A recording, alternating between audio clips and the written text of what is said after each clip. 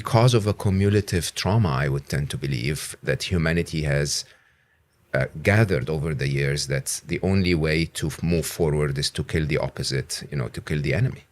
I don't quite see it the way you do. So explain to me. I'll tell you why not. Teach me one more thing. Yeah. Have you ever heard about the White Rose movement? No, what's that? Okay. There were young Germans during the Second World War, students, who started putting up posters against the genocide and calling out the Nazis for their murderous regime. And they were caught within a couple of months, and they were executed. Of course. But their example lives on and inspires to this day. They weren't able to stop what was going on, but they made a difference in the long term in the consciousness of human beings who remember them.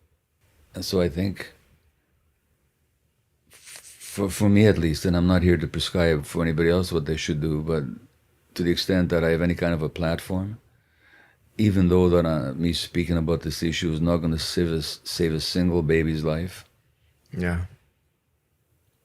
But I do trust that in the long term, it'll contribute to some light spreading in the world, some more people waking up, some possibility of some transformation emotionally, so that even, or politically, so that even if nothing I say will make any difference in the short term, I do trust that I'm contributing to some continuation or growth of human consciousness. And for me, that's not an option not to participate in that. So that's how I see it.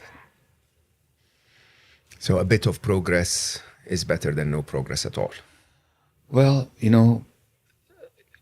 one way to look at human life going back thousands of years is there's a constant struggle between what you might call light and darkness, between the consciousness of awareness and consciousness and love, you might say, in the world, and then those forces that are destructive and controlling and acquisitive and selfish. And for the most part, the bad guys win most of the time. But is it true to say that those that represented the other side have made not a difference? I mean, from a certain point of view, I can name you some very spectacular failures, like Buddha, and his divine wisdom and peace. How's that going? Or Jesus with his divine love and non-judgment of your neighbor and acceptance of everybody. How's that going? Yeah. Not to compare our ordinary selves with any of those great avatars of wisdom, but didn't they make a difference? They did. Yeah, even though the world, for how you look at it, hasn't gone there at all, has it?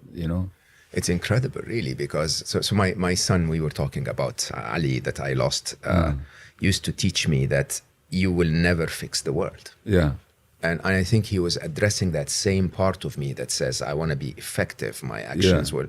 He said, you're never going to change the world. You're not going to. You can change the world, but you can never fix it. There will always be suffering, which again is the first noble truth of the teachings of the Buddha.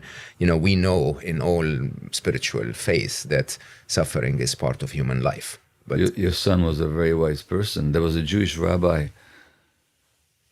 2,200 years ago now who said that the task is not yours to finish, but neither are you free not to take part in it. And in the Bhagavad Gita, it says that you're entitled to your labor, but not to the fruits of your labor, to the fruits of your labor. In other words, do the work, but not because you think you'll succeed. Just do it. So what's the work today? The work today? Well, look, you've just written this new book that you mentioned. Unstressable. Unstressable. What are you trying to do?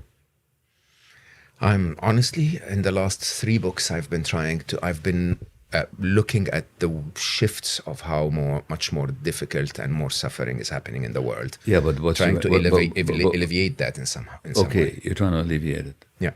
Right. That's the work. Yeah. Is to alleviate the suffering in the world. That's the work that I do. That's the work that you do. That's exactly the work you do. So it's all about, yeah, there's these broad social forces that generate more and more stress and more suffering, and the contradictions becoming more clear, and the suffering is getting more intense in many ways. Anyways, I mean, in Britain, where we're talking this morning, they're just going to raise taxes. People are going to have less income now. You know, this rich country, people are going to suffer more. So all these forces are sharpening, and things are getting more difficult for a lot of people, more stressful for a lot of people.